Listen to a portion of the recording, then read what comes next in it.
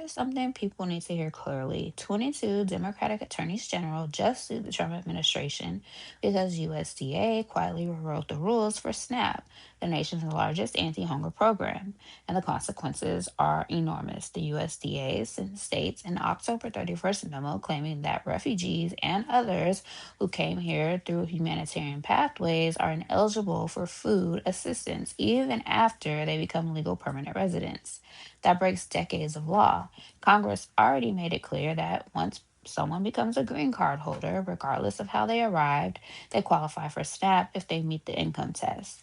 This memo was not an oversight, it was a deliberate attempt to cut lawful immigrants, including people fleeing war, persecution, and disaster, out of a program that feeds families in every single state.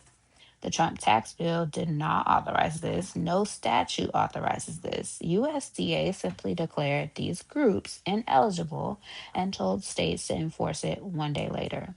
Why should the average person care? Because if the federal government can't erase statutory rights by memo, nobody's benefits are safe. SNAP serves about 42 million people. Most are U.S. citizens, 6% are naturalized citizens, a little more than 1% are refugees. These are not the people draining the system, they are families trying to eat. States warned that this memo would destabilize SNAP nationwide. Some said it could make the program unworkable, especially with the threat of federal penalties hanging over them.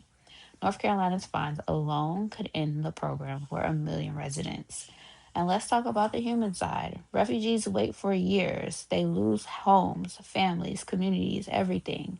They rebuild their lives from scratch here, and now USDA is trying to block them from the one program designed to prevent hunger.